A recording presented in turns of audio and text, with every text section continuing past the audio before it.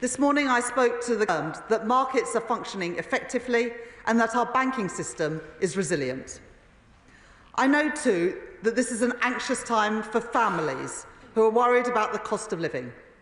We have your backs. And British businesses who are worried about what a changing world will mean for them, we have your backs too.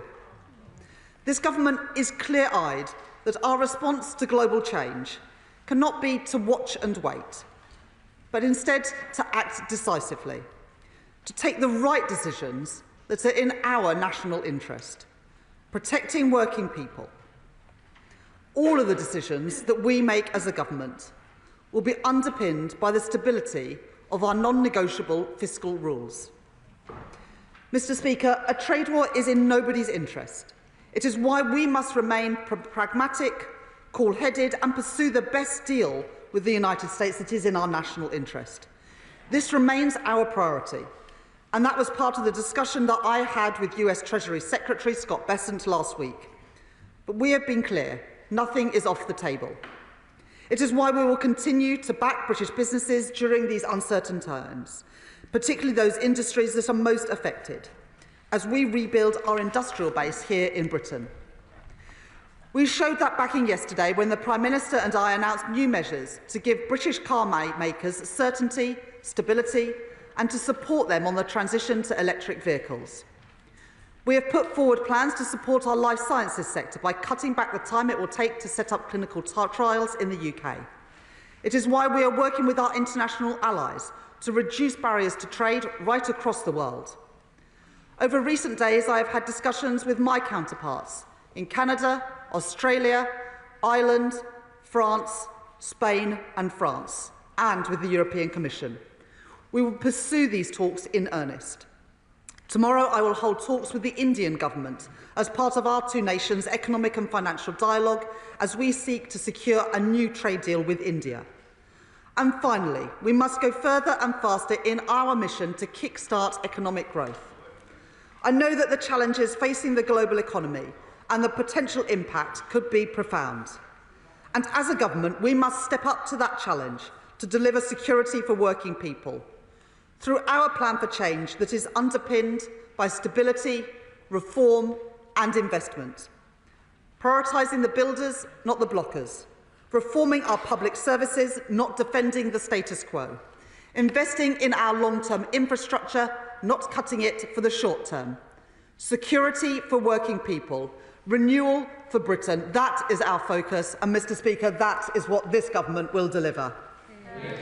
Shadow Chancellor Mellström. Thank you, Mr. Speaker, and could I thank the Right Honourable Lady for the advance notice of her comments. Mr. Speaker, this is a time of great concern for millions of people up and down our country, for businesses, and as an open trading nation, for our economy at large. Free trade has been the bedrock of prosperity for our country and many countries around the world for decades. It has raised billions out of poverty. Tariffs are the enemy of free trade, and we on this side of the House will do whatever we can to assist the government in getting those tariffs down. Having said that, of course, we will never cease becoming an effective opposition, vigorously holding them to account, not least on the disastrous decisions that they have taken already in respect of our economy. But we will be responsible when it comes to these matters, particularly where market sensitivities are engaged. Could I ask the Right Honourable Lady the following? Firstly, could she provide further details of the US negotiations, and specifically whether further meetings with Scott Bessent and others have been arranged that involve herself? Secondly, what areas beyond tariffs are being discussed in those negotiations? Thirdly, what sectors beyond cars and life sciences that the Right Honourable Lady made reference to are being considered for potential government support? And finally, could she update the House on what options there are for protecting sectors of the economy which may be affected by the dumping of goods as a consequence of trade diversion? I'd like to thank the Right Honourable Gentleman for that response and also for his offer to work constructively. I think that in my time as Shadow Chancellor, those moments when we can work constructively in the national interest, whether that was in the response to COVID or indeed in supporting Ukraine against the aggression of Russia, it is when this House is at its best, when we work together in the national interest. The Shadow Chancellor asked for further details in a number of areas. Discussions are ongoing across a range of government departments, including the Treasury, with the United States, and I will be meeting US Treasury Secretary Scott Bessent shortly. Beyond tariffs, of course, we are discussing a range of different areas, but the focus is on reducing tariff and non-tariff barriers to trade, with a particular focus on those sectors that are subject to the higher tariffs. Because although the 10% tariffs are lower than many other countries around the world, and we welcome that, the additional tariffs on cars, on steel, and potentially on life sciences pose a real challenge to our country, because those are some of our biggest export markets. It's why we made the announcements that we made yesterday, but in those sectors, automotives, life sciences and steel, we will continue to take the action that is necessary, working in partnership with business and also with trade unions to make sure that we are addressing those issues. We are also using institutions like the British Business Bank, the National Wealth Fund and UK Export Finance to help businesses through these times. The Shadow Chancellor also mentioned concerns around dumping. We, of course, are working with international colleagues around the world to understand those implications. But our first priority is not to create more trade barriers, but to reduce the ones that exist today. Daisy Cooper. Thank you, Mr. Speaker. People up and down the country will be incredibly concerned about what Trump's trade war means for their living standards and for their communities as well. But at the same time, people want to show that Britain is not going to take Donald Trump's trade tariffs lying down. We welcome the Chancellor's announcement that the government will be working further and faster with our allies abroad, and I would ask the Chancellor to confirm that any new trade deals will be brought before this House for a vote before they are ratified. But, Mr. Speaker, at the same time, what I want to ask the Chancellor is whether, at the same time as working with our allies abroad to create new export markets, will the Chancellor and the government commit to a Buy British campaign as part of a broader national effort to encourage people to buy British here at home?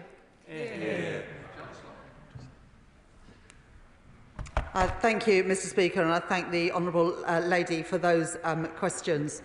This is a time for pragmatism and cool heads, and not a Russia response. We are working closely with business. My Right Honourable friend, the Business and Trade Secretary, announced in the House last week a call for evidence in terms of the response that business are looking for, because ratcheting up barriers to trade, ratcheting up tariffs will not be in our country's interest, whether that's in inflation or indeed for supply chains. So I think we do need to have cool heads and think about the national interest, not knee-jerk reactions. In terms of doing deals with other countries around the world, that is something we're very much focused on. There's the EU-UK summit on the 18th of May. We are hosting the Economic and Financial Dialogue with Minister Sitaraman coming to London today for those conversations, and those discussions are ongoing with a number of countries. Of course, any treaties would be brought forward for ratification by this House. In terms of buying British, I think everyone will make their own decisions. What we don't want to see is a trade war with Britain becoming inward looking, because if every country in the world decided that they only wanted to buy things produced in their country, that is not a good way forward. Our country has benefited hugely from access to global markets, and we will continue to want to be able to do that, because that is in our national interest for working people and for businesses in this country. Questions. Paul Wall. Question number one, Mr. Speaker. Mr. Speaker, closing the tax gap and making sure everyone is paying the tax they owe is one of the government's top priorities. The budget in autumn marked a step change in ambition to close the tax gap with the most ambitious package ever. The government built on this its spring statement, taking the total additional gross tax revenue raised per year to £7.5 billion by 2029-30. Paul Wall. Speaker, the UK tax gap grew by a shocking £5 billion in 2023 in the dying days of the Conservatives, and former Chancellor Nadeem Zahawi was actually sacked for failing to declare an HMRC investigation into his own tax affairs. So can I welcome the Treasury's crackdown on tax avoidance? And does he agree that the Labour's prudence with a purpose will be shown by investing those taxes in child poverty strategy this summer? Well, I thank my honourable friend for his remarks, and he's right to say that the £7.5 billion of additional revenue from closing the tax gap is, of course, a huge boost to the public finances, which enables us to responsibly fund public services and deliver key priorities. Those priorities include, of course, free breakfast clubs at all primary schools in England, the first 750 of which are beginning this month via our early adopters scheme, worth £450 to children's parents and carers. To go further, the government will bring forward its comprehensive child poverty strategy as soon as possible. The steps the government is taking to address concerns of overseas companies evading VAT on online sales by fraudulently registering UK addresses. Well, I thank the honourable gentleman for his question, and at spring statement he will have seen the government set out progress on autumn budget measures to tackle a range of sources of tax avoidance and of the tax gap. That includes, of course, prosecuting more fraudsters, introducing a new HMRC reward scheme for informants, tackling phoenicism, and, of course, tackling the offshore non-tax tax gap. The offshore non-compliance tax gap. Deirdre Costigan. Question number 2, Mr. Speaker. Chancellor. Thank you, Mr. Speaker. Growth is the #1 priority of this government, and that is why at the autumn budget and at the spring statement we unlocked an additional £113 billion for capital spending compared with the plans that we inherited from the previous government. Yesterday we announced significant support both for the automotive sector and life sciences. And ahead of the spending review in June, we've announced the rollout of additional 60,000 places in construction skills so we can build the homes and the infrastructure that our country desperately needs. Deirdre Costigan. Thank you, Mr. Speaker. To drive progress on our growth mission and get the most out of taxpayers' money, it's vital that departments work collaboratively and not at odds with each other. So can the Chancellor outline how she is promoting cross-departmental working and planning as part of the spending review? I thank my honourable friend for that question, and the Chief Secretary is working closely with colleagues in a constructive way to bring together clusters of colleagues to discuss some of the pressing issues that span across government departments that no one government department can address on its own, whether that is SEND reform for early years or indeed tackling issues around homelessness and the cost of temporary accommodation. So we're working cross-government to address some of these cross-cutting issues. Thank you, Mr. Speaker. The Chancellor's absolutely right to focus on increasing economic growth. So please can she explain to me why my office is still waiting on a response on behalf of a small business to a letter I sent on the 12th of December asking her to look into the impact of her national insurance rise on small businesses. We asked for an update on the 11th of February. I raised a point of order on the 10th of March and I still haven't had a response. Please can she get a response to me as soon as possible? I will follow up on that issue, but for the smallest businesses, those employing the equivalent of 4 people on the national living wage will be paying no national insurance at all from this April. So for the smallest businesses, up to 1 million businesses, they'll be paying less or the same national insurance to what they were paying previously. Shall the Select Committee, Dame Meg Hillier. Thank you, Mr. Speaker. Mr. Speaker, since the spring statement, the world has been rocked by the announcements by President Trump on tariffs last week. It's an event that is as significant as the financial crisis of 2008 or indeed, perhaps as COVID. In those instances, the state unleashed everything it could to try and resolve those issues. Is the Chancellor considering changing any of her rules in order to make sure that everything that the state can throw at this problem is being done? I think it is incredibly important to retain cool heads at this moment. Tariffs have been imposed, and we are working closely with our friends and counterparts in the United States to reduce the impact on those, not just in the UK, but around the world as well. At the same time, as I said in my opening remarks, we're looking to secure better trading relationships with some of our biggest trading partners around the world. Of course, as we did yesterday, we are looking at some of the sectoral responses on life sciences, on automotives, on steel as well. But the fiscal rules are very important for giving our country the stability it needs. We saw what happened when the previous government lost control of the public finances. It resulted in interest rates going through the roof, meaning higher costs for businesses and for working families. We won't make those mistakes. That's why the fiscal rules are non-negotiable, and stability for this government is sacrosanct. Tim Farron. Mr. Speaker, isn't now absolutely the right time to start trying to make our own look? And in that light, wouldn't this also be the right time for the Chancellor to give the green light to the upgrade to the A66 between Penrith and Scotch Corner? This is an A road where 25% of all the traffic is freight. That's twice the average for A roads across the country. Outrageous that so much of that is single carriageway. So wouldn't this be great for the economy as well as saving lives if she gave that a green light today? Impressive.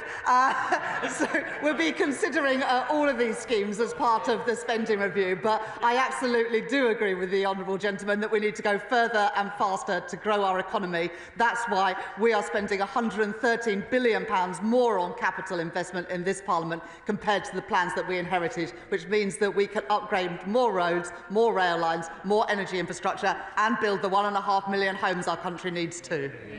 Shadow Minister Rachel Reeves.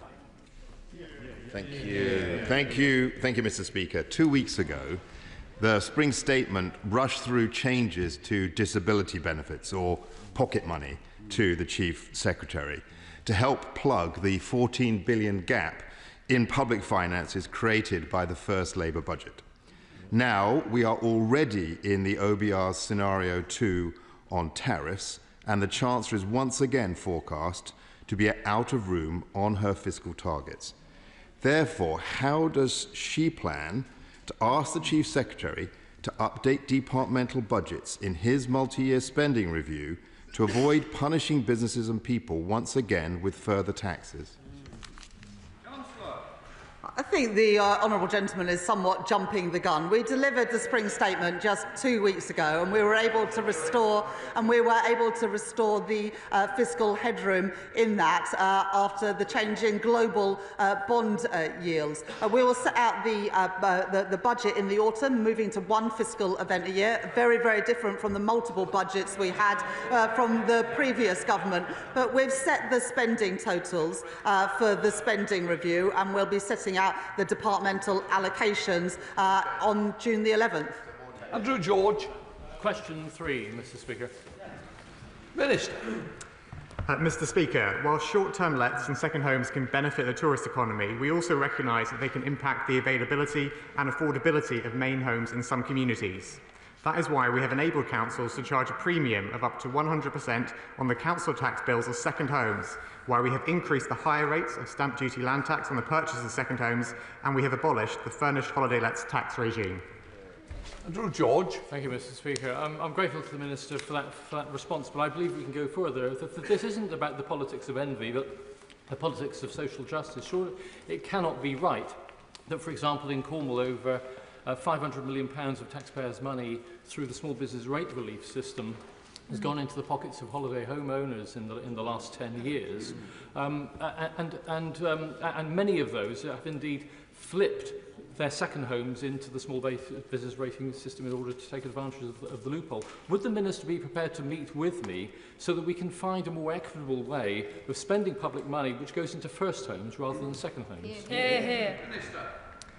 Well, I thank the honourable gentleman for his remarks then, and I do agree with him very much on the importance of taking the right action to tackle second homes. I understand he had a meeting with Minister for Housing and Planning last week, and I'd be happy to follow up any items which arose from that. I would also add that as part of our plan to build more homes, that includes 4,500 new homes every year in Cornwall, and I hope he'll support those building plans too. Jane Kirkham. Thank you, Mr Speaker. I wish to add my voice as an MP from Cornwall to say that some of the actions the government has taken so far on second homes have been really helpful. And of course, the Renters' Rights Bill will help with those evictions when people are flipping their houses. I would also ask that we look at the loophole between council tax and business rates, and of course that registration or licensing scheme on second homes, which the government will hopefully be bringing in soon. Minister. Well, I thank my honourable friend for her comments as well, and I appreciate the concerns, Mr Speaker, that second homeowners may move to the business rate system. I would emphasise that there are requirements which must be met before properties can be assessed for business rates, and these have recently been strengthened, but of course we will keep that under review. Dr Rupert. Mr Speaker, number 4, please. Chancellor. Thank you, Mr Speaker. The Prime Minister and Deputy Prime Minister have set out our ambitions to build 1.5 million homes this Parliament as part of our plan for change. At the spring statement, I announced steps towards this ambition with an additional £2 billion investment in social and affordable housing next year as a down payment on further investment at the spending review in June.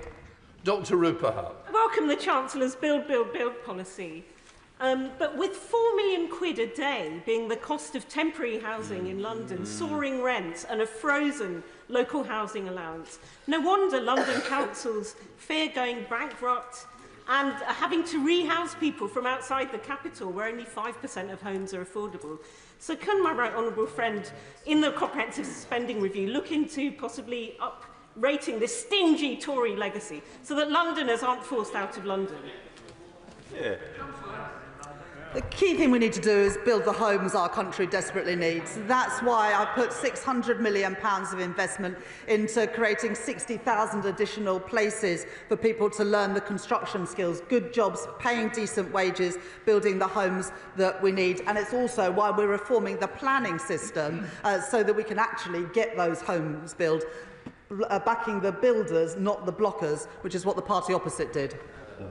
Alison Bennett. Thank you, Mr Speaker. At the weekend, The Times revealed the problems in the retirement housing market, both in terms of new builds but also with resales, with many constituents of mine in mid-Sussex experiencing a loss on the houses or flats that they've inherited. Does the Chancellor consider that the housing market is adequately providing decent, affordable homes for those who are downsizing as well as for first-time buyers? Thank the Honourable Lady for that question. I'll be very happy to arrange a meeting for her with the relevant minister to discuss some of those specific issues around those retirement properties. But the Honourable Lady makes a really important point that we do need to make it easier for people to downsize to free up those properties, including in the private sector, so there's more homes available for families. Food. Number 5, please, Mr Speaker. Thank you, Mr Speaker. Securing economic growth across the country is the government's #1 mission, and we're working in partnership with the Mayor of the North East, providing the North East Combined Authority with an integrated funding settlement from 26-27 and working with them on their local growth plan. Food. Thank you, Mr Speaker. The Combined Authority has identified a key growth corridor sweeping across my constituency, but a historic lack of investment to upgrade the Moor Farm and Seaton Burn roundabouts causes relentless disruption. It holds back growth, investment, opportunity. There's a business plan, it's in the North East Growth Plan and Road Investment Strategy. Does the Minister agree that this is exactly the sort of scheme this Labour government should support to boost economic growth in every region? Thank you, Mr Speaker. The Government is committed to improving roads. We agreed a £4.8 billion settlement for national highways and funded a £500 million uplift for local roads in this financial year. Funding for the RIS3 programme that she mentioned will be considered in phase 2 of the spending review, and I'd encourage her to continue to engage with the Roads Minister on this issue. I presume Mr Lamont thinks it's North East Scotland rather than North East of England. John Lamont. Thank you, Mr Speaker. This government decided to cancel the A1 upgrade, which will harm the economy not just in the North East of England, but in the south of Scotland. So what economic impact assessment did the government take before deciding to cancel this vital road link? Nice try. In terms of North East growth, I've already said that we're working very closely with the Mayor of the North East, and I suggest that he asks questions about roads in transport questions relevant to his part of the country. I now call the Minister to answer Alistair Carmichael's question on the potential impact of changes to the agricultural property relief and business property relief on farmers, which was omitted in error from the earlier versions of the order paper. So can I... Alistair Carmichael. Speaker. Oh, right. Sir. Yes. Right, thank you, Mr. Speaker. Mr. Speaker, as the Minister with responsibility for the UK tax system, I have had several meetings with organisations on this matter since the autumn budget last year.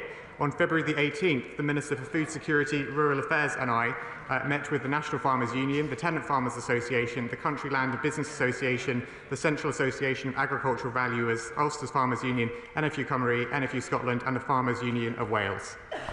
Alistair Carmichael. I thank the Chancellor's human shield for that answer.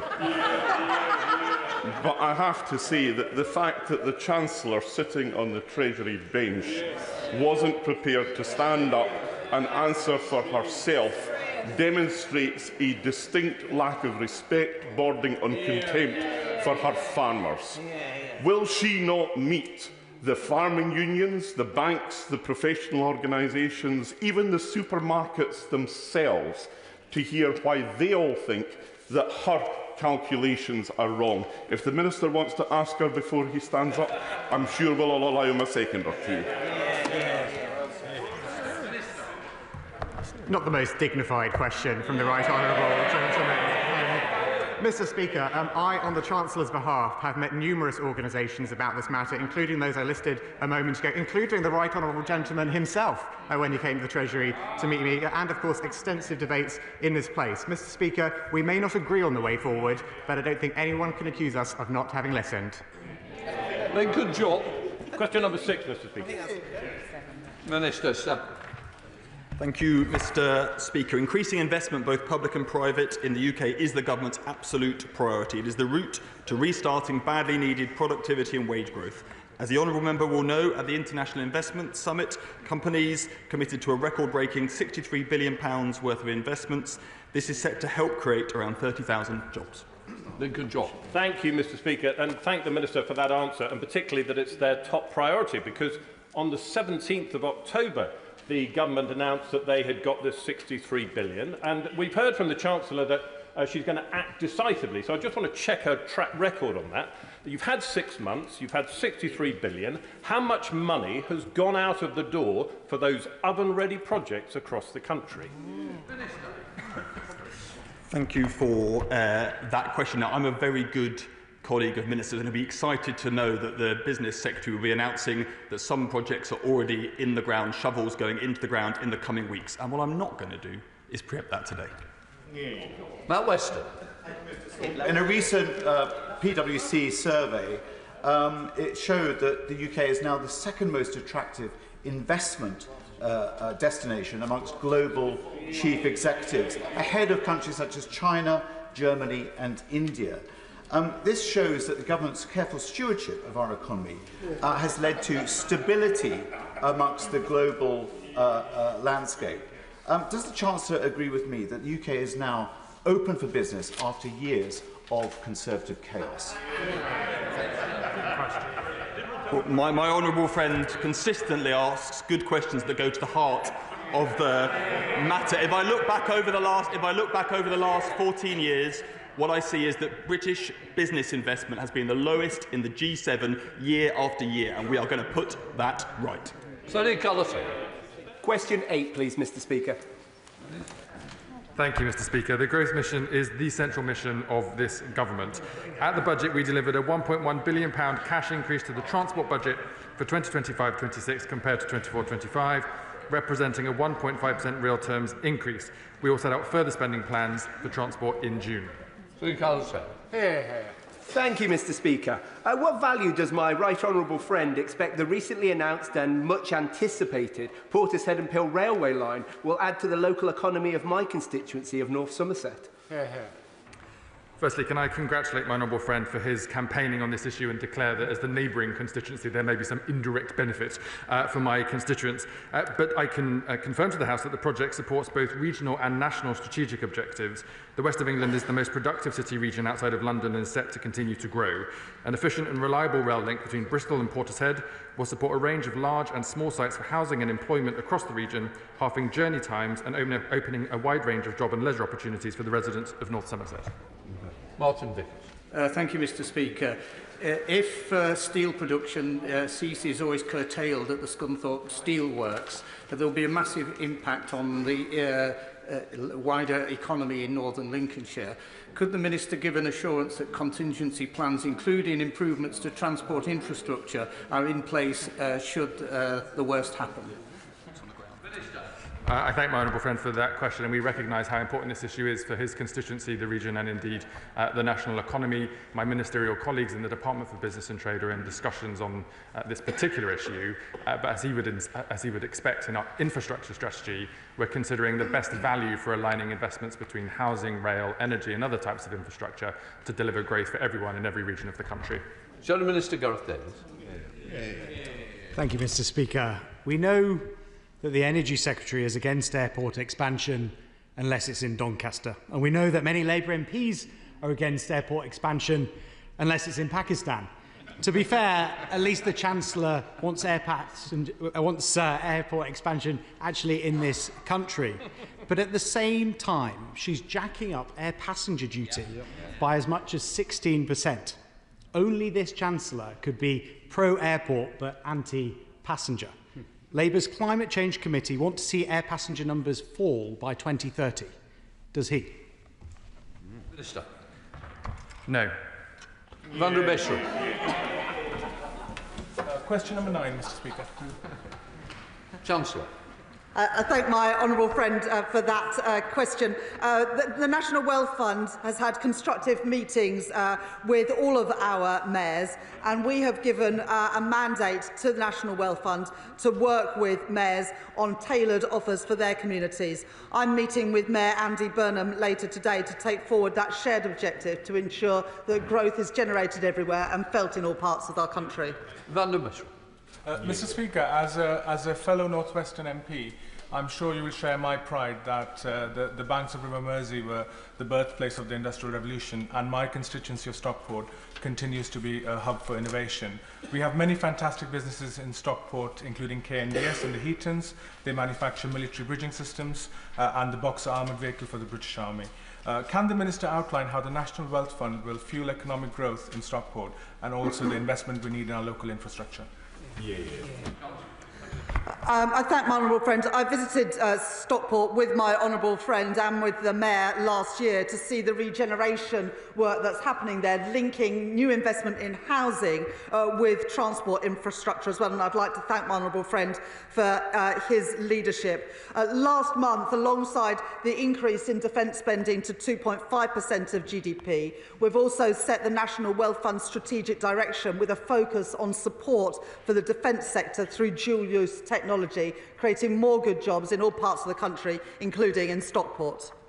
Sir John Hayes. Thank you, Mr. Speaker. Economic policy should benefit all regions of Britain, including rural counties like Lincolnshire, where we grow a disproportionate amount of the food that feeds the nation. So does she recognise that in an age where the two biggest economies in the world are protecting their industries, including agriculture, that the time has come to reinvest in manufacturing, to consume more of what we produce here in Britain, and to echo the Liberal Democrats' call to buy British? That means using government procurement to back British jobs, British products, British workers. My right honourable friend, the Chancellor of the Duchy of Lancaster, has set out new reforms for procurement rules to enable just that. We want more British businesses to win contracts. We want more small businesses in Britain to win contracts. Businesses in all parts of the economy, including in food and farming. And in farming, we gave a radical settlement of £5 billion in the budget last year to support this important part of our national economy. Dr. Reeves. Thank you, Mr. Speaker. There is currently no tram train network from central Sheffield to Outerbridge, Warncliffside, Deepcar or Stocksbridge, nor an operational train service to these areas. My constituents want to see the Sheffield tram network extended to Stocksbridge and connect these rural communities with jobs, education and hospitals, as well as supporting the advanced manufacturing district and steel plant in Stocksbridge. Ahead of the spending review, will the Minister meet with me and the Mayor of South Yorkshire to discuss the next steps to establish the Stocksbridge extension to the Sheffield tram train? I thank my honourable friend for that question, and the Chief Secretary is working closely with mayors, including Oliver Coppard, to understand their priorities for the places that they represent at the spending review in June. We'll continue that work. At the same time, as the right honourable gentleman opposite has said, we are backing the airport at Doncaster, bringing more good jobs to South Yorkshire. Anna Sublime. Question 10, please, Mr. Speaker. Sorry, Sammy Wilson, I forgot about him. He's not standing. Come on, Sammy. Thank you, Mr. Speaker. Perhaps the Chancellor could tell us what discussions he has had with the Northern Ireland Executive to ensure that the National Wealth Fund is used to promote economic growth in Northern Ireland, but does not agree that really the big impediment to growth is the fact that she's taxing businesses to death. Yep. Well, the Office for Budget Responsibility have revised growth up from next year, and at the end of the forecast period expect the economy to be bigger than they thought at the budget last year. We are using the National Wealth Fund, the British Business Bank and UK Export Finance to support businesses all across the UK. And just recently we were able to announce significant investment at Thales in Belfast to create jobs in the defence industry there for export of goods to Ukraine. Question 10, please, Mr. Speaker. Minister. Thank you, Mr. Speaker. This government's top priorities for pensioners are to raise the state pension and to rescue the NHS. Over 12 million pensioners saw their state pension rise by 4.1% this week, well ahead of inflation. That is worth an extra £470 a year for someone on the full new state pension and £360 a year for those on the full basic state pension. Thank you, Mr. Speaker. I have 250 pieces of outstanding casework relating to the winter fuel payment. An elderly constituent of mine in Freeman, Somerset, emailed me this winter with a picture showing her thermometer was at 15 degrees, saying they have to stay in bed for as long as possible each day to stay warm. With energy bills now increasing, does the Minister agree that the decision to cut the winter fuel payment has already had serious consequences on the welfare of pensioners across our country?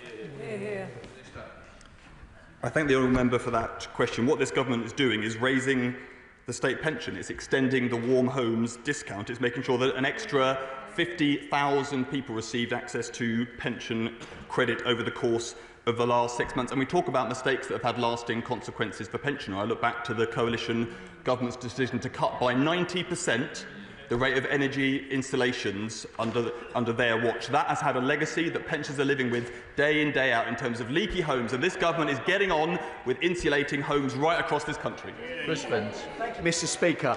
Would the Minister agree with me that the increase of 4.1% to the new state pension will make a huge difference to pensioners in my constituency of Harlow? And will he detail what more the government is doing to tackle the cost of living crisis which was left by the last government? Well, I thank my honourable friend, who is a regular attendee at these questions and, in fact, every other question, as far as I can work out. He's right to say that we will do more, because we're not just increasing pensions above the rate of inflation this year. We'll be doing it throughout this Parliament. And that should see the state pension rise by up to £1,900 by the end of this Parliament. Kim Johnson. Question number 11, Mr. Speaker. Minister.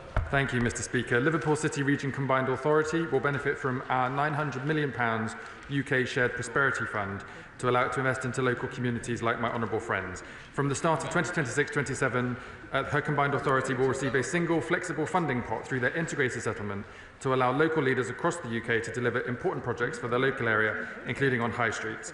And to deliver on our manifesto pledge, we intend to introduce permanently lower tax rates for retail, hospitality and leisure properties, including those on the high street, from 26-27. Kim Johnson. I thank the Minister for his response to my question, but Everton in my Liverpool Riverside constituency is the most deprived in the country, and residents have received a double blow with the imminent closure of Lloyds Bank and the planned closure of the Crown Post Office, which is going to have a devastating impact on both residents and businesses alike. So will the Minister agree to meet with me to talk about and discuss these closures and to talk about the desperate need for a banking hub in this particular area?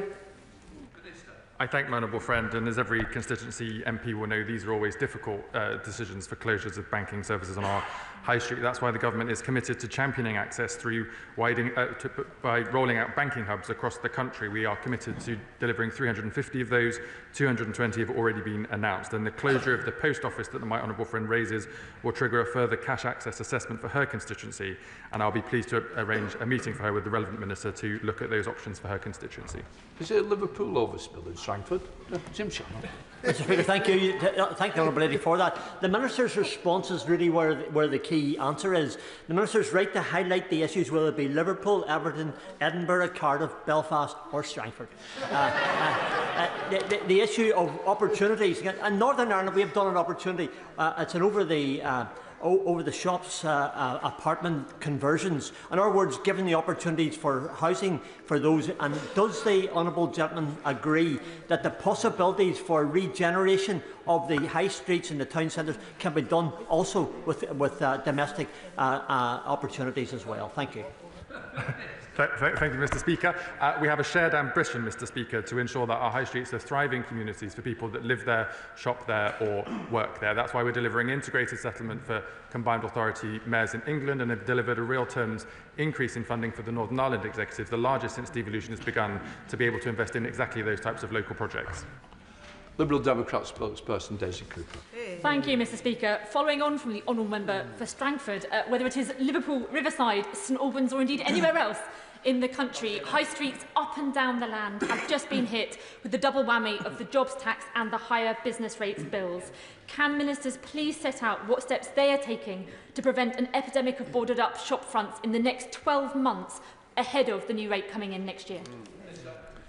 I thank my honourable friend for her question. As I've informed the House already, we are committed to supporting independent businesses and retailers on the high street. That's why the change to employer national insurance contributions was designed in a way to support the smaller businesses in our country. They're the 50% of businesses paying the same or less than they did under the previous regime, and as she's alluded to, bringing forward permanent deductions for the retail, hospitality and leisure sector for their business rate taxations, which will be important for the long-term sustainability of the businesses she raises. Colin Anderson. Question 12, sir. Minister. Thanks, Mr. Speaker. We have heard from UK businesses that our regulatory system often holds back growth and investment. We recently published a regulation action plan and committed to cut administrative costs of regulation on businesses by 25% by the end of this Parliament. We are going further and faster than ever before to streamline regulation to make Britain the best place in the world to do business. Thank you, Mr. Speaker, and I thank the Minister for her response. She will know that both domestic and international investors are often influenced by decisions taken by multiple agencies, regulators and indeed government departments, which is why consistency is so key. So can the Minister update the House on how the Treasury is supporting cross-government, whole-of-government and whole-of-regulator approach to delivering coherent UK regulatory frameworks that strike a balance between protecting consumers and boosting the global competitiveness of the UK economy? Thank you, Mr. Speaker. This is a whole-of-government approach, and we secured 60 commitments from key regulators to improve the business environment. The government is stripping back duplication of regulation and streamlining regulation, ultimately delivering a regulatory system that encourages new investment, innovation and growth. Dave Duke. Thank you, Mr. Speaker. Inward investment projects in Scotland in 2023 grew by 12.7% compared to 6% across the rest of the United Kingdom. 2023 saw record investment in Scotland, maintaining Scotland's position as the top performing area of the UK for the 9th year running. International business wants to locate in Scotland because they understand that GDP per person in Scotland has grown by 10.5%, compared with 6.5% in the UK since 2007. What does the Chancellor think that her fiscal interventions since October will have on that attractiveness of Scotland as a destination? And what discussions has she had with the Scottish Government about the jeopardy she's placed our economy in? The Chancellor delivered the biggest ever settlement for Scotland in October 2025, and I think the answer is thank you. Mr. Mark Garnier. Thank you very much, Mr. Speaker. Thank you very much, Mr. Speaker. There is a great deal of speculation, Mr. Speaker, about the future of the cash ISA. This is an important savings mechanism, as we know, for many, many savers across the country, all of whom will be dismayed at the loss of a significant part of their cash savings opportunity. But, just as importantly, Mr. Speaker, cutting cash ISAs will deprive building societies of important funds for their balance sheets, reducing the amount of capital that will be available for the residential mortgage market. And this is the point that's been raised to me by the mutual societies. Mr. Speaker, given that this will have a profound effect on mutuals' ability to raise debt capital, what research has the government undertaken to establish the extent of the damage this measure may inflict on the residential mortgage market, not least important for all our constituents, but also crucial for the 1.5 million new homes the government is proposing to build? I work very closely with the mutuals and other financial services firms, and I think he is slightly jumping the gun here, if he doesn't mind me saying.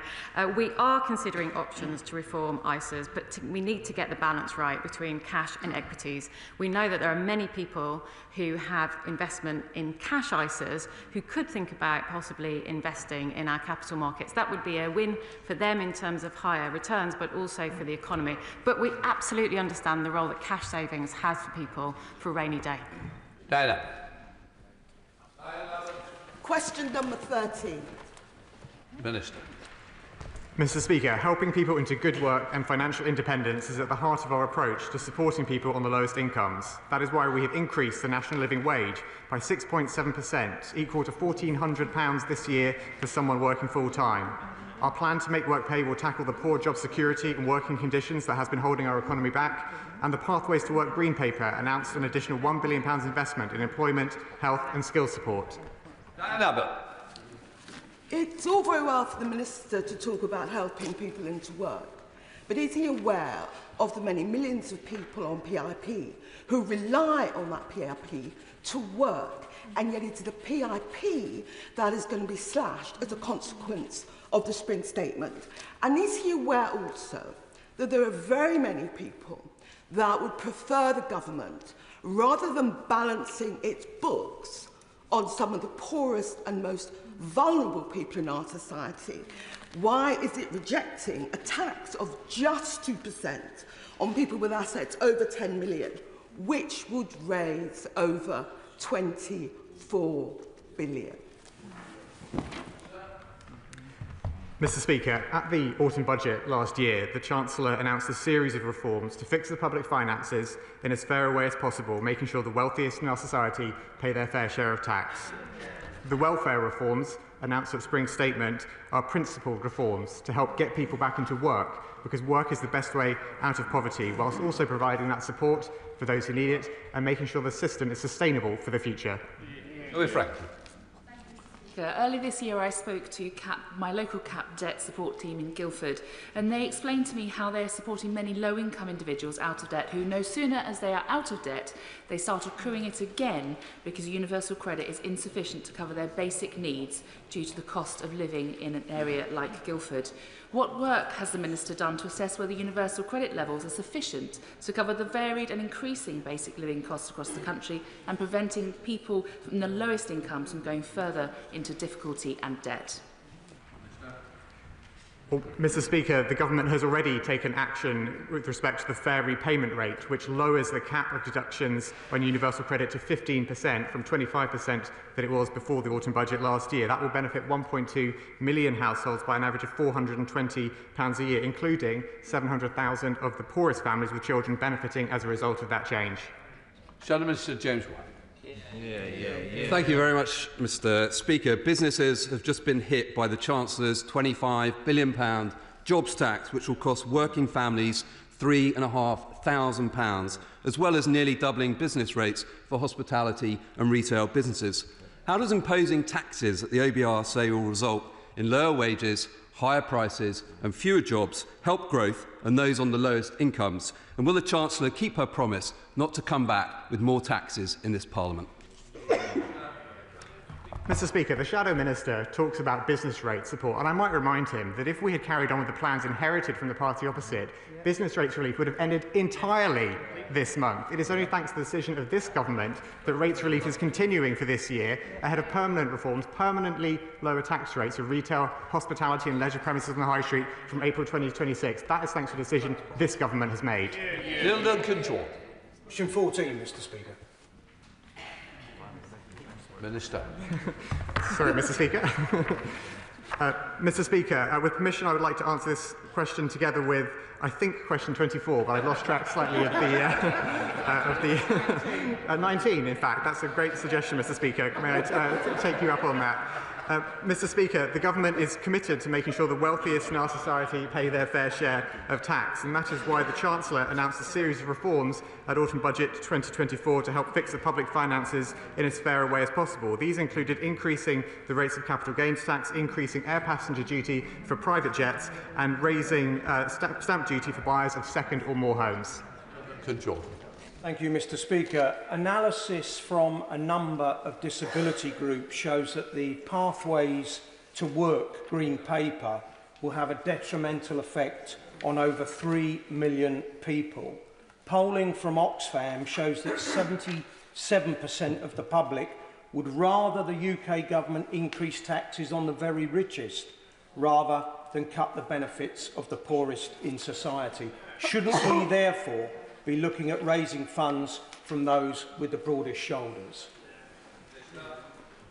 Mr Speaker, as I made clear in my earlier response, the government's already made changes to make the tax system fairer and make sure the wealthiest pay their fair share. The reforms to the welfare system are principled reforms to tackle the perverse incentives that encourage inactivity. We need to be supporting those in most need, getting people back into work wherever possible, and protecting the sustainability of the welfare system. Mr Speaker, and let's be frank and let's not spin it. For 14 years we have seen austerity that has ripped the heart out of communities, and then we had a global pandemic where inequality was accelerated, and we still are feeling the effects of a cost of living crisis that is making ordinary people poorer. The public don't want cuts, they don't want austerity. What they do want is an annual wealth tax on the very wealthiest in society. Isn't it time that we have a government that does something different, gives people what they want and is willing to redistribute wealth for the benefit of many in society and improve living standards? Mr Speaker, I politely suggest if my honourable friend thinks that we are imposing austerity, he hasn't read the budget very carefully. There are increases to revenue spending in all departments. There are across the public spending envelope. There is an increase in capital investment. We're making sure that we're building for the future whilst protecting our fiscal rules. And let me be clear, Mr Speaker, those fiscal rules are not a nice-to-have addition to the way that we approach the economy.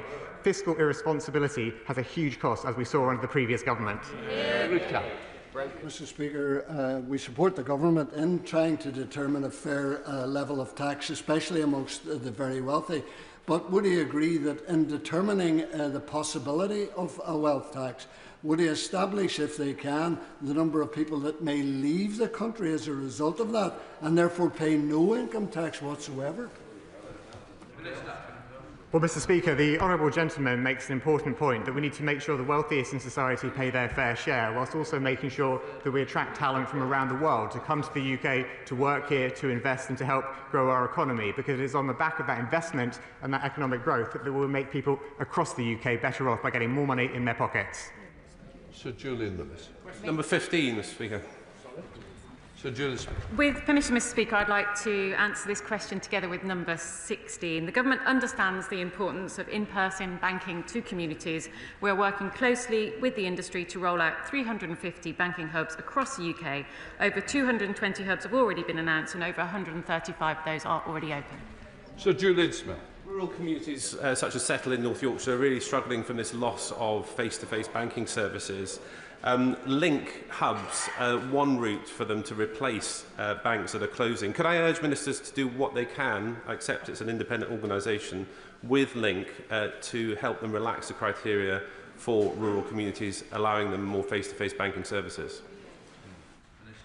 I thank him for that question. I'd be very happy to meet if there was a specific banking hub that had been considered that he'd like to discuss. We do work very, very closely with Link. He will know under his government, under FSMA 2023, the legislation was passed that Link and the financial service sector and the FCA ultimately have the power over the criteria, and that's not something that we're planning to change.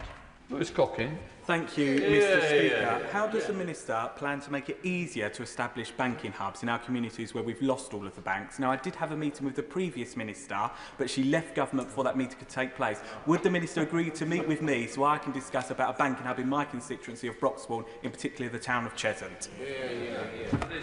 Always happy to meet colleagues and happy to meet the honourable gentleman. Method. Mr. Speaker, the criteria that's applied by Link is too strict, and banks are being unable to walk away from their customers. And in autumn, we've had a salami slicing process of banks gradually leaving the high street, but because we have a building society, we can't ask for a hub. Would you undertake to review this, the Link's approach to this, because it is leaving customers with difficulties in actually carrying out their banking businesses?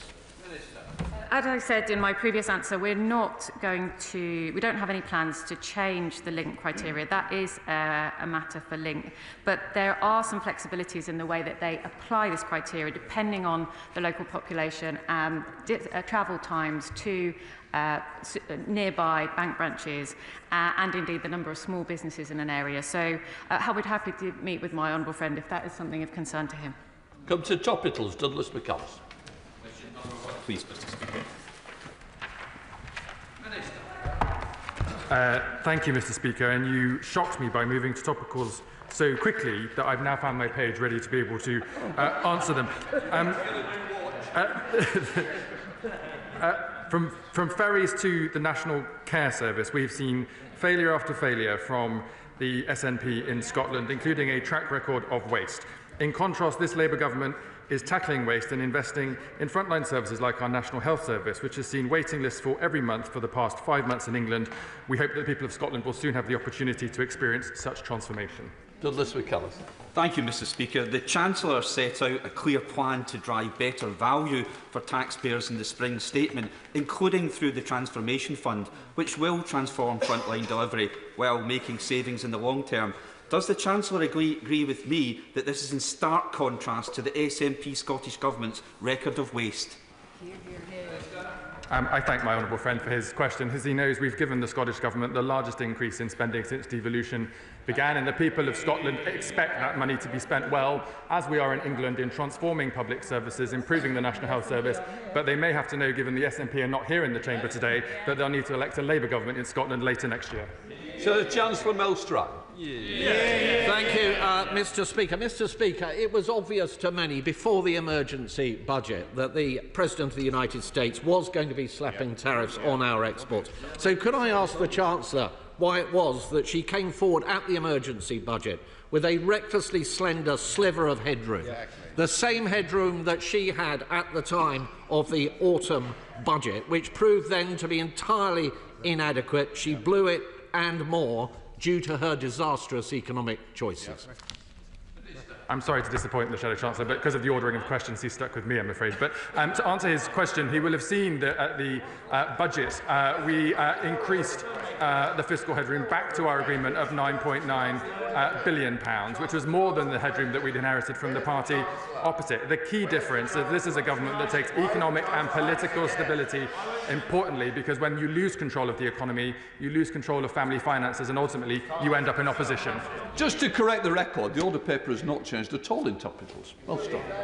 Well, thank you, Mr. Speaker. You're quite right about that, as you are about everything. And indeed, the right honourable gentleman is completely wrong when he says he inherited less headroom than was the case at the autumn budget. He inherited on the current budget £23 billion. He took it down to 9.9 to be precise.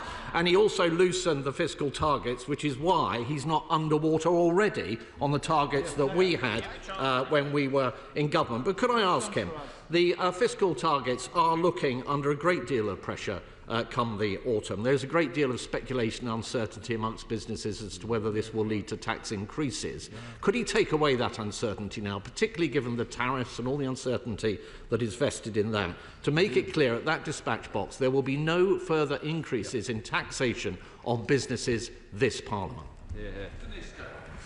My apologies, Mr. Speaker. It was our ordering that caused the problem, not the ordering of questions in the House.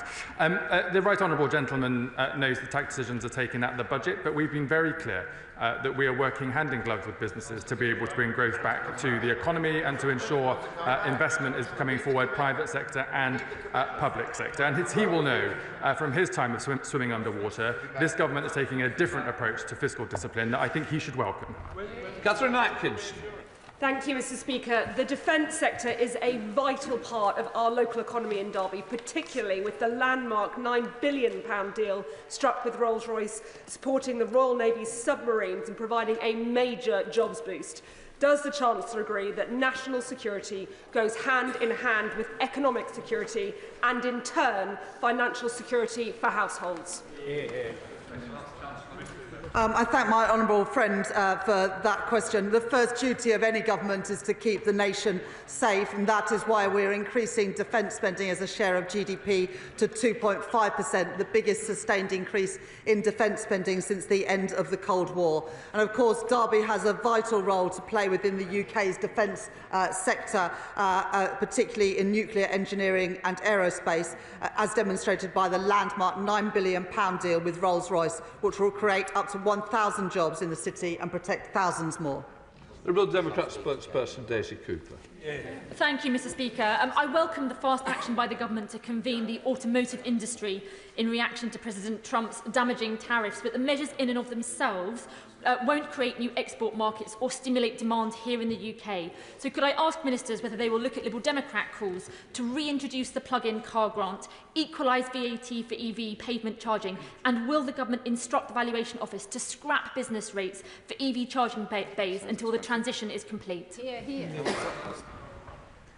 We announced support which was very much welcomed by the automotive sector yesterday around the phase-out of internal combustion engine cars, giving much more flexibility around the allowances, more flexibilities around plug-in hybrid vehicles.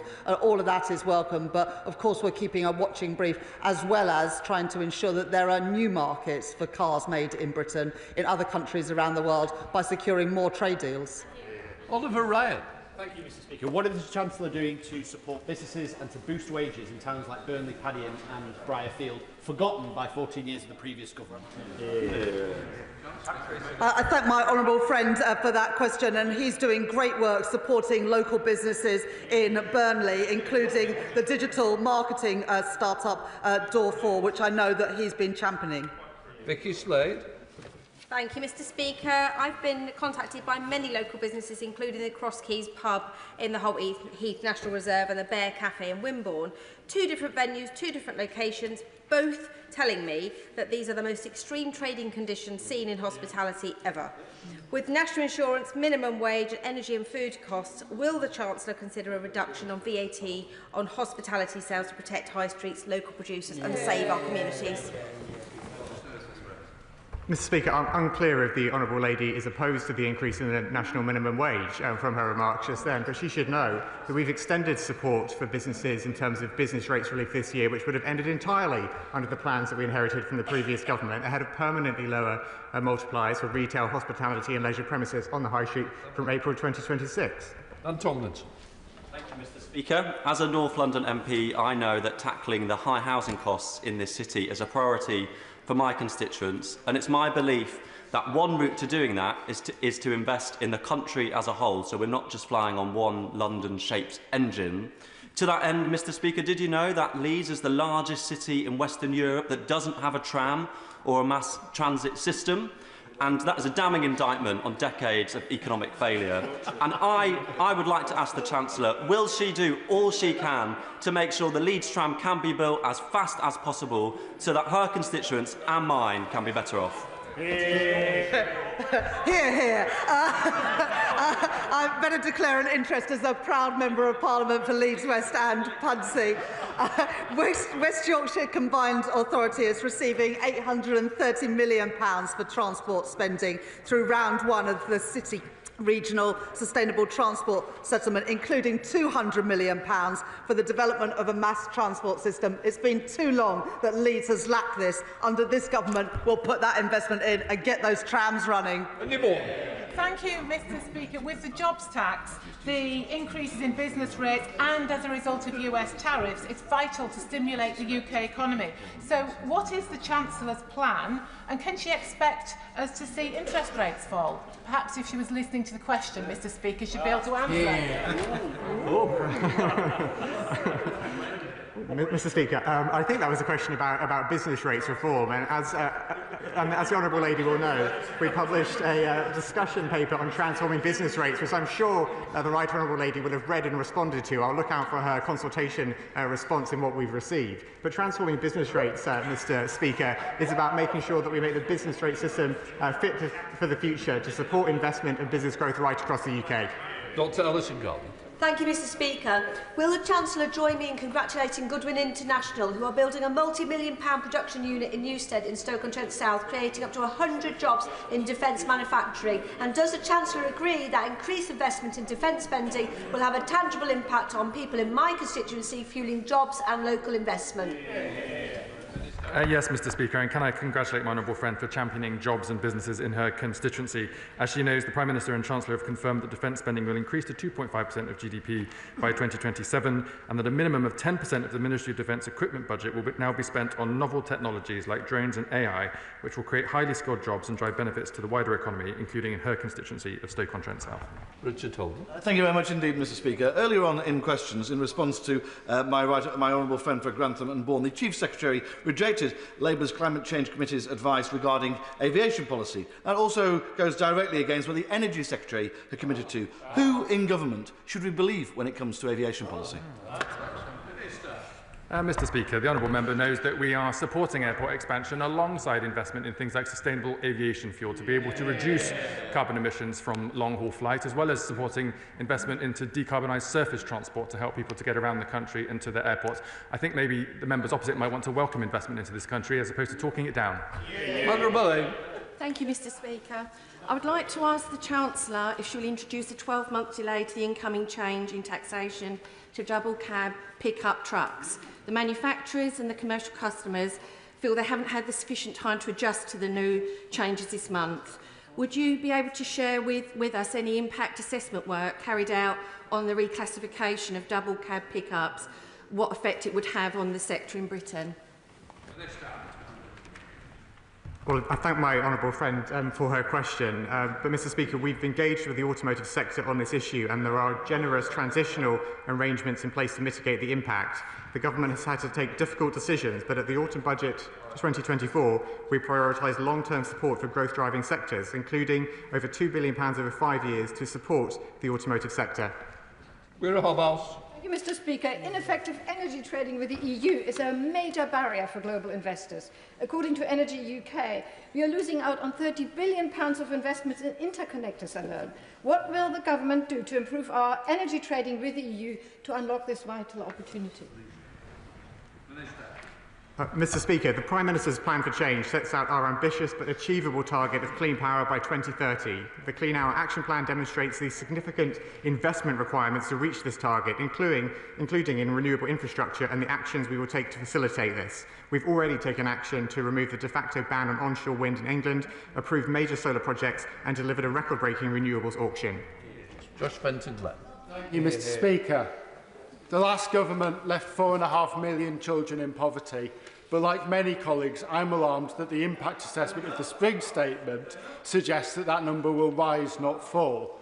So can the Minister tell me when we can expect the results of the Child Poverty Task Force, and will it be delivered in time to influence decisions in the spending review? I thank my honourable friend for his question. He knows that the government is committed to reducing child poverty and that we'll be bringing forward a child poverty strategy later this year. It will look at levers which support households to increase their income, such as supporting parents into secure employment, supporting progression in the labour market and considering social security reforms. And I can confirm the work of the task force is feeding into the spending review. Nick Timothy. Thank you, Mr. Speaker. The Chancellor talked earlier about the government's response to the new US trade policy. But what is the government doing about China's abuse of the world trade system? In particular, what will the government do to challenge China's status as a developing country at the WTO? Because this is the means by which China dodges so many of the rules imposed on countries like Britain and others in the West. We're going to have a meeting. Chancellor. Well, trade issues are for the Secretary of State for Business and Trade, but I would say this. There are rightly concerns around global trade imbalances, but the response of the United States by putting tariffs on all countries, including the UK, that does not have a trade surplus, I think is a disproportionate response to a genuine problem of global trade imbalances. Bill Lesterson. Thank you, Mr. Speaker. I very much welcome the Chancellor's commitment to investing in life sciences in this country. So can I encourage her to support the bid for a national mental health diagnostics and research centre in my constituency, not least as it costs this country on estimates up to £300 billion a year in lost economic production as a result of poor mental health. I thank my honourable friend for that question. And yesterday, the Prime Minister announced reforms to speed up clinical trials to ensure that the best new drugs can come to this country, benefiting from our NHS. On the specific issue around mental health treatment, I very much agree with my honourable friend about the importance of addressing these issues, both for the health and well-being of individuals, but also because of the economic benefit that he speaks to. I'd be very happy to arrange a meeting with the relevant minister. Lockhart. Mr. Speaker, on the 30th of October, the Chancellor upended our economy through tax rises and punitive death taxes. She has delivered a devastating blow to family farms and small family businesses, the very backbone of our economy.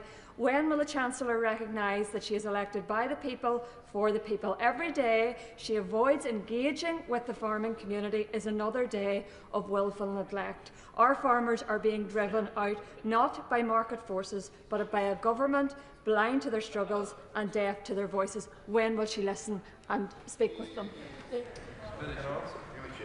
Well, Mr. Speaker, as the Honourable Lady and I have discussed in several debates in recent months, the decision we took around agricultural property relief and business property relief was a difficult decision, but it was the right balanced decision to ensure we protect family farms and small businesses whilst fixing the public finances in a fair way. And fixing the public finances is in the interest of every member of this House and all of the constituents we represent, because it underpins the investment that we're putting into the future of this country and to getting the economy growing. Shanna Baxter. Mr. Speaker, many thousands of my constituents in Paisley and Renfrewshire South work in public services, rely on public services, which are on their knees after 18 years of underinvestment by the SNP government at Holyrood. Yeah. Can my right honourable friend set out how their views will be reflected in the spending review? Yeah. Well, I thank my honourable friend for that question. And because of the decisions that we made in the budget last year, we were able to provide a record settlement for Scotland, for Wales and indeed for Northern Ireland. It's a shame that the SNP government, the SNP MPs are not in the chamber today, but it is now their responsibility to spend that money wisely and invest in public services. We are bringing down NHS waiting lists in England and Wales. The same can't be said for Scotland. Tessa Munn. Thank you, Mr. Speaker. In July 2023, my constituent Alison claimed a refund of overpaid but mistakenly paid twice tax. In February 24, she was told her claim would be assessed by the 20th of March. In July 24, she was told 22nd of October. In December, she was told she couldn't have a date, but the department had definitely received her claim 16 months previously. She's heard nothing since. Can the Chancellor agree to meet with me to discuss this very vexed situation for someone who has very little money, and this claim is nearly 21 months delayed? Mr. Speaker, I was sorry to hear about the Honourable Lady's constituents' experience. I assume she's referring to with HMRC in her question there. Whilst as the Minister with responsibility for HMRC, I can't get involved directly in individual cases, I'm happy to raise it with HMRC and make sure that they give it proper attention to try and resolve it. They are bleeding. Bobby Shank.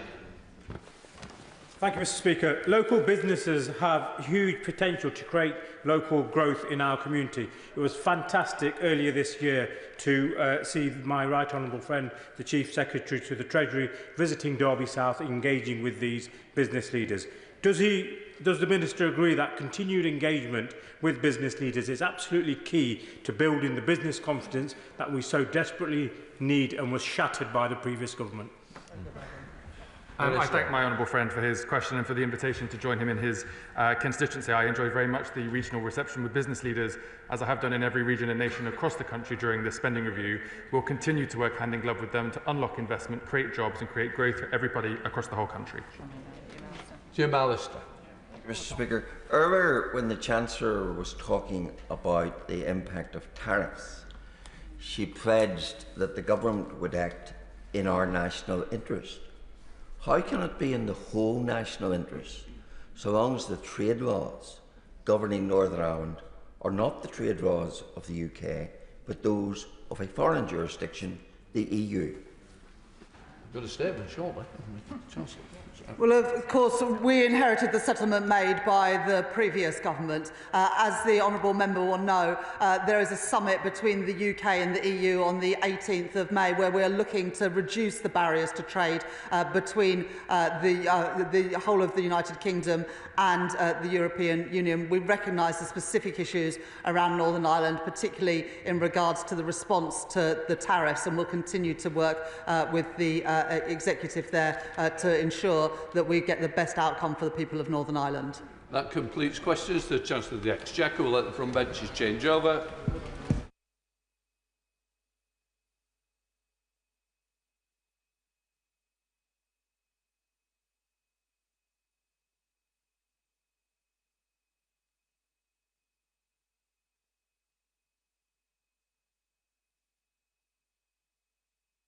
Right, we come to the urgent question. Alex Bogart. Thank you, Mr. Speaker. To ask the Secretary of State for Northern Ireland if he will update the House on the likely impact of EU tariffs on the US on the Northern Irish economy. Secretary of State. Thank you, Mr. Speaker. I'm grateful to the honourable gentleman for his question. As the Prime Minister has said, tariffs are not good news for anyone, and no one wants a trade war. The government is doing everything possible to keep Britain secure during this new era of global instability, and it will always act in the best interests of businesses in Northern Ireland.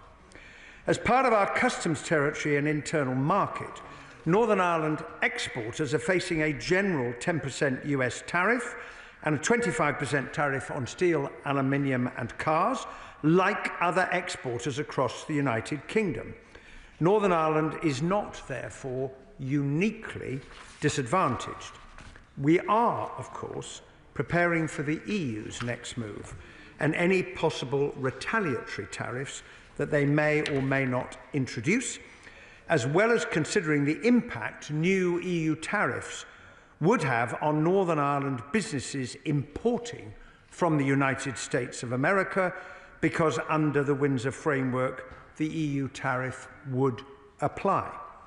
As honourable members will know, however, because of the Windsor Framework, businesses can reclaim any such tariff through the existing duty reimbursement scheme in cases where US imports into Northern Ireland do not then enter the European Union. The Customs Duty Waiver Scheme also allows duties to be waived entirely, subject to an overall limit. These schemes work in our national interest, and HMRC is continuing to talk to and support any businesses that might be affected to help them understand how to use the duty reimbursement and customs duty waiver schemes. The Minister for the Cabinet Office has talked about all this with EU counterparts in recent days, because the government is fully aware of how sensitive this issue is for businesses in Northern Ireland. Mr. Speaker, what we need in these circumstances is a calm and considered response, and that is what the government will continue to provide. Secretary of State Alex Barker. Thank you very much, Mr. Speaker. Thank you also for granting this urgent question. It's incredibly important that this House has the opportunity to question the government on this issue before the Easter break and before the implementation of these tariffs. I have to say at the outset, I have enormous respect for my opposite numbers in the Northern Ireland office, but it is totally unacceptable that we should have gotten to this stage in proceedings without a minister coming to the House to update us on the likely impact on businesses in Northern Ireland of this emerging tariff war between the US and the EU. And this is coming, as the House will know, off the back of considerable damage done to the economy in Northern Ireland by the budget last year, by the increases in national insurance contributions, and by the changes to national minimum wage, which have completely undermined business confidence and which are driving unemployment in the region. So I ask the right honourable gentleman to answer the following three questions. The first is, has the government by now, a week on from the United States announcement and sometime after the EU's publication of a 99-page of draft tariff responses, has the government done an impact assessment of what this means for the Northern Irish economy and for businesses in Northern Ireland, and will he publish it? Second, he mentions quite rightly the duty reimbursement scheme, which would allow businesses importing, taking goods from GB to NI, having to pay the EU tariff to reclaim that tariff. That scheme is now going to be put under enormous pressure. It's going to have to deal with volumes not foreseen when it was originally put together. Does the Secretary of State have complete confidence that it is going to be able to reimburse businesses in a timely fashion so as not to disrupt trade?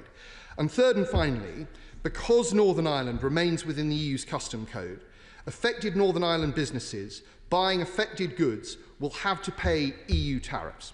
But the same competitor businesses in GB will not. What is the government going to do to ensure that such businesses are not left disadvantaged and that we don't see serious distortions of trade? And with that in mind, Mr. Speaker, will the Secretary of State confirm to the House that in the event that we see a major diversion of trade, his government will be prepared to use Article 16 of the Windsor Framework, which allows the government to take decisions to ensure that businesses in Northern Ireland are not damaged. It's incredibly important that businesses hear that from the Secretary of State that this government is prepared to protect them in the event that this tariff war creates a diversion of trade for business there.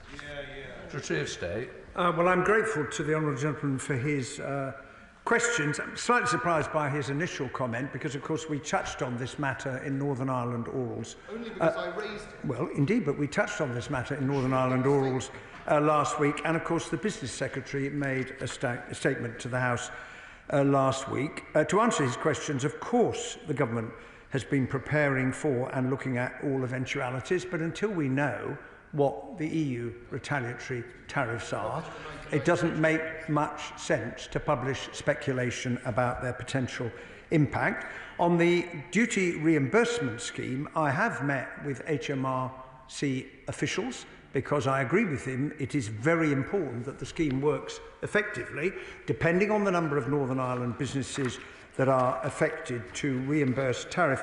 I would just say, however, that Northern Ireland imports about £800 million worth of goods from the United States of America, which is about 2% of Northern Ireland's total purchases, and therefore that impacts upon his third question.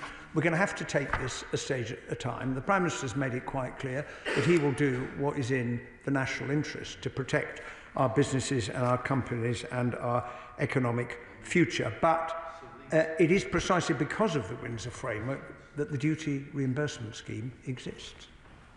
Chair of the Select Committee, Tony Antoniazzi. Thank you, Mr. Speaker. Now, the EU is currently consulting its member states on the goods it may target in response to the US tariffs. The Secretary of State has spoken about maybe there being no need to make an assessment yet. But in advance of the EU imposing retaliatory measures, has he made any assessment at all, if there's any point? And is he engaging with the European Commission to ensure that the interests of Northern Ireland businesses and consumers are fully taken into account in determining how the EU responds to the US tariffs? Secretary of State. Well, as I indicated in answer to the opposition spokesperson, of course the government has been preparing for all eventualities. But as I also indicated, there's no point in publishing something that is not based on the actual tariffs that the EU itself decides to impose. Therefore, it is sensible to wait until that moment arrives. Secondly, the EU will take such action as it determines is in its interests in response to the 20% tariffs that the United States of America has imposed on the EU, in addition to the tariffs on steel, aluminium and cars, and because of the Windsor Framework, which, let us not forget, gives Northern Ireland businesses unique access to the European market, which is not something that's enjoyed by businesses in the rest of Great Britain. The Liberal Democrat spokesperson, Dr Al Pinkerton. Thank you, Mr. Speaker. The Financial Times reported at the weekend, and I think, as the Secretary of State has just confirmed, in the event of EU retaliatory tariffs, imported goods from the United States into Northern Ireland will, by default, be effectively forced down the red lane. And that, of course, means additional customs checks, time, red tape. And in the event of their imposition, EU tariff rates for goods coming into Northern Ireland, irrespective of their ultimate destination. And that risks a scenario where Northern Ireland importers are penalised more than almost any other business in either the UK or the EU, first at the border and then in administering the reclamation of those costs. Let us be clear, this chaotic situation is entirely the consequence of Donald Trump's destructive trade war. So can I ask the Secretary of State, what is the government doing to ensure that President Trump and the US administration are alert to the deeply unstabilising and destabilising effects of their tariff policy on the Good Friday Agreement and on the prospect of peace in Northern Ireland? And what active steps is the government taking to mitigate potential disruption to Northern Ireland businesses who now find themselves unwittingly caught up in Donald Trump's trade war? Thank you. Secretary of State. Well, the single most important thing we can do for those businesses in Northern Ireland is to make sure, as I indicated a moment ago, that the duty reimbursement scheme works speedily and effectively, provided those businesses can demonstrate that the goods are not moving into the European Union, for obvious reasons, because otherwise Northern Ireland would become a backdoor to goods that were seeking to avoid the retaliatory tariffs.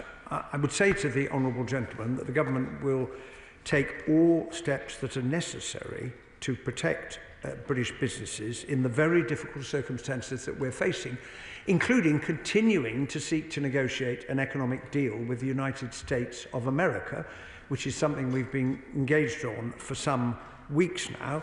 It remains to be seen what may come out of that, but it is part of the calm and considered approach that the government is taking. Good Trina Murray. Thank you, Mr. Speaker. The complexity of trade relationships on the island of Ireland are a result of Brexit. The importance of working both north-south and is as important as working east-west. Does the Secretary of State agree with me that strengthening relationships, not just with the European Union, but also the Republic of Ireland government, can put Northern Ireland into a pivotal position to navigate this new uncertainty? Well, I say to my honourable friend, we are all having to navigate this new uncertainty as a result of the decision that the US administration has made. It is certainly true that leaving the European Union has created new complexities, and the reason there is a Windsor framework is because there are two entities, the United Kingdom and the European Union, with different trading rules, but an open border. And therefore, some method had to be found to deal with the consequence of that. And as I've said to the House before, trying to wish away that basic fact hasn't really worked. Sir Julian Lewis. It's really important that we keep cool. It's really important that we keep cool heads, and there will be attempts subsequent to my question to relitigate the Brexit wars. The fact of the matter is that the 2019 Brexit deal and the Windsor Framework give Northern Ireland a unique competitive advantage, 10% exports and access to the single market. Can I ask the Secretary of State if he could look, as a Shadow Secretary of State has implied, at a rapid automatic reimbursement scheme, because I think that scheme is the centre of easing tensions should there be retaliation on the EU side. Well, the right honourable gentleman is absolutely right about the benefits that the Windsor Framework has given businesses in Northern Ireland in terms of access to the EU market. I would just say to him, rapid automatic doesn't quite square with the need for the businesses in Northern Ireland that are importing American goods in the eventuality of EU retaliatory tariffs, because they do have to demonstrate that they're not then moving on to the European Union, and that does require them to provide evidence to HMRC in order to get the tariff reimbursed. Scott Arthur. Thank you, Mr. Speaker, and I thank the Minister for his statement. And of course, this situation is a reminder that the people of Northern Ireland were right to oppose Brexit in that referendum, absolutely right. And I'm really disappointed that the opposition started their response to this statement by complaining about the lowest paid workers in Northern Ireland getting a pay rise. Absolutely incredible. But the Minister touched on the trade negotiations between the UK and the United States. Can he reassure us that the situation in Northern Ireland is absolutely at the heart of those negotiations? Well, I'm very happy to assure my honourable friend that the interests of all parts of the United Kingdom, including Northern Ireland, are uppermost in the minds of all ministers in trying to deal with the situation we now find ourselves in. Samuel Wilson. The Secretary of State has said that the EU will take action in relation to tariffs in what is its best interests. But businesses in Northern Ireland expect this government to take action in what is the best interests of the United Kingdom, including Northern Ireland, which is part of the United Kingdom. And he talks about, well, this can be all resolved by the reimbursement scheme. The fact of the matter is the reimbursement scheme has failed. There is masses of information to be produced by businesses. There are delays in payment. Some businesses are waiting for hundreds of thousands of pounds of money to be reimbursed in terms of taxes. So that is not the answer. The answer surely is that the EU or the UK collects the taxes which we impose on American goods and leaves it up to the EU to collect their taxes if they wish to impose them. Well, I would say to the right honourable gentleman in response to that what he has just proposed ignores the reality that faces Northern Ireland as a result of the United Kingdom's decision to leave the European Union and the fact there was a problem that had to be solved. And the existence of the duty reimbursement scheme owes the fact of its existence to the Windsor framework itself. It is very important, as I've said to the House, that the scheme works effectively, but businesses do need to provide the information to demonstrate that the goods have not then subsequently moved into the European Union for reasons I think the right honourable gentleman would understand. Lincoln Chop. Thank you, Mr. Speaker. I'm particularly concerned about the cash flow in the small businesses in Northern Ireland in the event that the EU increases their tariffs. In his discussions with the HMRC, has the Secretary of State established what the average waiting time is for the duty reimbursement scheme to kick in? And is there any prospect of foreshortening that if the quantum of amount of money which is out of the door increases in the event of EU tariffs? Well, I think the honourable gentleman raises a really important point for businesses in Northern Ireland, and as he would expect, I have had precisely that discussion with HMRC. The honest answer to the question, how long does it take? It depends how quickly businesses can provide the necessary information to demonstrate that the goods have not, that they've remained in the United Kingdom and have not moved to the EU. And once that is provided, then the scheme should work effectively. It may help him, however, if I just point out that the custom duty waiver scheme, which is in a separate scheme, does allow up to €300,000 per company over a 3-year rolling average, which will obviously benefit small businesses. And if they come within that heading, then they don't have to pay the tariff up front. Colin Lockhart. Mr. Speaker, sadly today I have heard nothing to give businesses in my constituency of Upper Bann any reassurances that this UK government is prepared to protect them. I recognise it's not good practice to comment on speculation, but it is and would be good practice to leave businesses in no doubt that this government, their government, whom they pay hefty taxes to, will protect them from EU tariffs. We cannot be left in a scenario where businesses are relying on a duty reimbursement scheme, which doesn't work. It's taking months to get repayment. So I'd ask the Secretary of State to give more clarity to businesses in Upper Bann that he will protect them. Well, I've done my level best, I say to the Honourable Member, to set out what the situation is, and we all understand the reasons for them, because Northern Ireland gains from the Windsor Framework because of its access. Well, it does gain from its access to the EU market that other parts of Great Britain do not enjoy, but there is a consequence, which is what we're discussing in relation to the imposition of tariffs by the United States of America, which is a decision that the US administration has taken, and all of us are going to have to deal with the consequences. I would also say that HMRC has, of course, been talking already to businesses that might be affected to make sure that they do understand how both the tariff reimbursement scheme and the custom duty waiver scheme work. Robbins.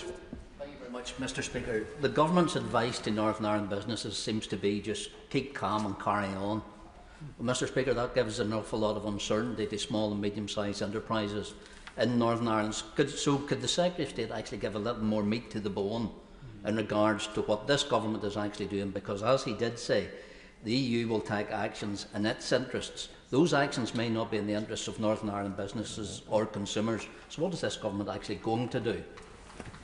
Well, I would say to the Honourable Gentleman, in the circumstances in which this country and many countries around the world find themselves, we are having this discussion because of a decision that the United States administration has taken. We do not control that. What we do have to seek to control is our response to it. And I have tried to lay out for the House today what the position is, what is available to support businesses who may be affected by the EU tariffs once we understand what they are, and we will see how extensive they may or may not be, and then businesses will start to work out for themselves what is the consequence and how can we use the mechanism that is in the Windsor Framework of the reimbursement scheme to get back the money that they have to pay in a tariff. Speaker, businesses do require clarity and certainty. Will the Secretary of State undertake to come back to the House as soon as we have that clarity and certainty, and ensure that the EU understand that open border that he keeps talking about is a non-closable border, and tries to give more certainty to those businesses to develop their business forthcoming in the future? Well, I would say, notwithstanding what we have been discussing today, given that Northern Ireland imports about £800 million worth of goods from the United States of America, which is about 2% of the total purchases made by Northern Ireland. The rest, the 98% of the purchases, are unaffected by any EU retaliatory tariffs relating to goods that are bought into Northern Ireland. And as I travel around Northern Ireland, there are great business opportunities, lots of investment that is coming in. And as I said to the House last week, Northern Ireland has a higher rate of growth than the UK as a whole and the lowest unemployment. Jim Ellis. As Secretary of State for Northern Ireland, is the Secretary of State not embarrassed that he and his government have no control over the tariffs in respect of goods imported into Northern Ireland? And isn't the obvious and inevitable answer to repatriate to the United Kingdom control over trade laws? And what happens if Northern Ireland is used as a conduit by the Republic of Ireland or the EU to export goods to the US? Who checks those goods and where? Well, I think I've said to the Honourable Gentleman before, I wouldn't have started from here myself in relation to the cause that led to eventually the negotiation of the Windsor Framework, which was a huge improvement on the Northern Ireland Protocol. But we don't control the decisions that the United States administration has taken. What we have to do is to make sure that we stand with businesses, including in Northern Ireland, to provide them with support, and a mechanism that allows them to reclaim the tariff is the most practical step that we can take. It's already in place because of the Windsor Framework. Jim Shutt. Mr. Speaker, the Secretary of State has outlined the case, but I'm afraid he hasn't given any answers, and that's disappointing. The promises made to Northern Ireland MPs that we would not be disadvantaged by any EU retentions.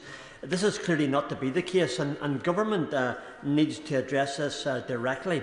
Will the Secretary of State set out, please, what discussions to extricate Northern Ireland from EU rules will begin, and when we can expect to see our interests looked after, as was promised by both the Prime Minister and indeed by the Secretary of State. And I was here for both of those last week, and we got that promise, and today, unfortunately, we don't.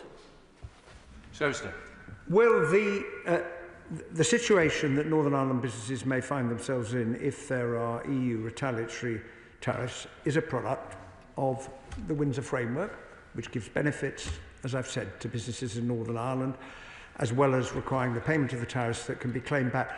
I would say the single most important reason for sticking with the implementation of the Windsor Framework is we want to negotiate closer economic relationships with the European Union, including an SPS and a veterinary agreement. And members from Northern Ireland have on many occasions raised the consequences of the current arrangement.